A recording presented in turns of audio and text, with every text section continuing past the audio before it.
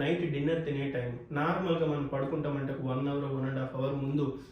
మనం పర్టికులర్గా ఈ ఫుడ్ ఏదైతే ఉంటుందో తీసుకొని ఆ నిద్రపోవడం వలన ఈ ఫుడ్ అనేది ప్రాపర్ డైజెషన్ అవ్వక ఈ అన్డైజెస్టెడ్ పార్టికల్స్ అనేవి డైజెస్టివ్ ట్రాక్లో ఉండి అవి టాక్సిన్స్ని ఫామ్ చేసి ఎర్లీ మార్నింగ్ ఈ స్నీజింగ్ కానీ లేదు అనుకుంటే ఈ వాటరీ డిశ్చార్జ్ని కానీ ప్రొడ్యూస్ చేసే కెపాసిటీ ఉంటుంది. సో దీంతో పాటు నైట్ తీసుకునే ఫుడ్లో ఎటువంటి ఫుడ్స్ తినడం వల్ల ఇది ఎక్కువ మ్యూకస్ సెక్రేషన్ ఉంటుంది అంటే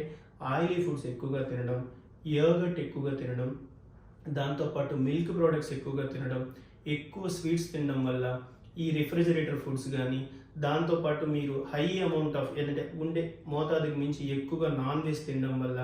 కూల్ డ్రింక్స్ కానీ సోడాస్ కానీ ఇవన్నీ తినడం వల్ల నైట్ టైము ఇది హెవీ టు డైజెస్ట్ అయ్యి ఆ డైజెషన్ అనేది ప్రాపర్గా జరగకపోవడం వలన ఈ అన్డైజెస్టెడ్ పార్టికల్స్ అన్నీ ఒక టాక్సిన్స్ని ఫామ్ చేసి ఆ టాక్సిన్స్ అనేవి ఎస్పెషల్లీ ఎర్లీ మార్నింగ్ ఈ అప్పర్ రెస్పిరేటరీ ట్రాక్లో స్టాగ్నేట్ అవ్వడం వల్ల